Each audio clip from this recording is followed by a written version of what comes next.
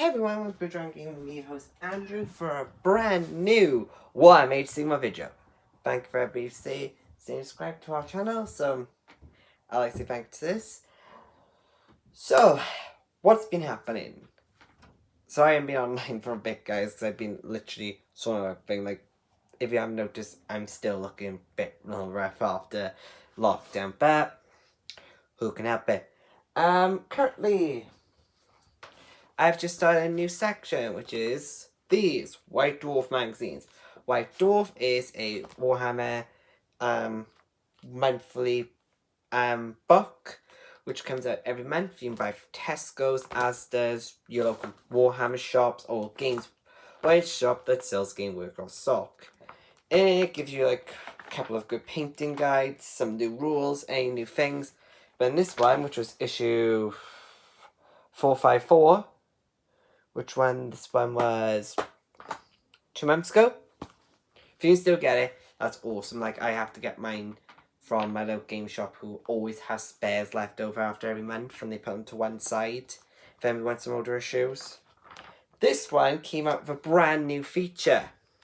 Now, as I've been checking up on your Age Sigma, there is a new faction that's just added in. The what they call now? The Lumineth Realm Lords. Sorry, I have to look at the box then. Which I have done a video on. It's coming up tonight. Well, on the time of this recording, it's being uploaded at the moment, and that is the Tuesday, 22nd of September, 2020. Because if you know where I'm from, well, this will give you an idea. After 6 o'clock today, which was about 2 hours ago, I've been locked down because of a local lockdown, which probably narrowed me down to 4 places. I will admit it will narrow me down to 4 places after this date if you're living in the UK, because you might have heard about it if you live in my country. Because only 4 places locked down, and I live in one of those 4. Oh, 5, because they announced another one today. But yes, the White Dwarf magazine gives me update on some things, and the Lumineth Brown Lords were just given a something in this book which is absolutely game changing. They were given these. This is your Warcry stats for your Lumineth Realm Lords. They have 8, 9, 10, 11. They have 11. You have 11 options you can choose from. You have 2 generals. Let me take those as. Yeah, you got 2 generals. I think the third one's an extra general. You have 3 generals. 1, 2, 3, 4. 4 basic generals, because there's 4 factions. There's 4 different troops, so 4 different areas. You got your Dawn Riders, if you know what they are. They're the horse cavalry guys you can buy for them, and their one is the Speedmaster. He has 205 points to have on your Warcry board. They have all the main rules, and this was in book 454, so it'd be the one with Gascon Margaret Fracker on the front after the new box came out. So I've also got the last couple, such as the latest one, that'd be 4, 5, 6, because it's 2 issues on, because I just started them this month. This month's one is about the Necrons and the Ultramarines in the Indominus box, which came out a couple months ago, because they're bringing them out separately. So, yeah, this video, apart from being a small update, is going to go over what I've got so far in Age Sigma. Now, currently, I have got 1, 2, 3, 4, 5, 6, 7, 8. Between me and my brother, 8 armies of Age Sigma. 2 of them are doubles, I will admit, because we both got a Stormcast Legion, we both got a Night Haunter Legion, but my one has the Soul Wars box set included, which means I've got a bit more bigger points than what my brother does, and a couple bits extras. Like, say, if I want a bigger unit of, say, basic chain rasps, or if I want another griff charger, which I've got, I get one extra. Bring my army a bit more bigger, which means I can make more units. That's what I've done. I basically bought that and then gone with more around. But I've just got everything that comes in the box because like we figured out that if I get online and offline, I get a bigger army. My brother wanted an army, so we split the stuff between the two of us because one's for one person, one's for the other. He doesn't do the reviews, I do. My brother's more into the computer gaming, but we're also sorting out Red Dragon Gaming 02, which is the brother which is the brother channel to this one, as well as Gadget Gaming 03, which we have to put more videos on after my Star Stable days are now over. But today I'm going to go through every army I've got and hopefully, well, what I've got of armies, because none of these are fully completed, but this might give you ideas on which armies I personally think are better. Like some of these are my brothers, like I've seen one, not going to show the ghost or the stormcast in this one, that'd be a separate video because they're quite big and they're in separate places in my bed from where I am. But we have with me 1, 2, which are my brothers, and 2, which are mine. Plus our demons and Warcry soldiers from the first box. So I'll be going through these individually. So right. Plus there's some place around, so I will be lifting up this now and flipping the camera around, so let's go and see what. So for our first army is the Iron Deepkin. The Iron Deepkin are a water-based elves, which are my first ever Sigma army I ever created. First ever army I got. Carrying this army, this is a royal detachment, the cavalry detachment, and a bit of a thrall detachment. So as part of the royal detachment, I have Volk, the High King, which is the one at the back on the giant seahorse. I am thinking about getting the Ethereal King, which is his opposite, to go on the opposite side of him, just to be a bit more for this army. Next, I have Eschengard and Moraigard, which are the pikemen and swordsmen. The Eschengard are the pikes, and the Moraigard are the Moraigard's the pikes. Eschengard are the swords. So we've got both different types. They are custom color schemed. One is a purple with a light blue of I think it's Temple God blue on the crest. When the other ones are Fansense blue with more I don't know what was it moss glow green, I think it was, for the fins and all that, which I found really attractive because they're a bit more brighter than the other ones. Then I've got my nice little friend Josie.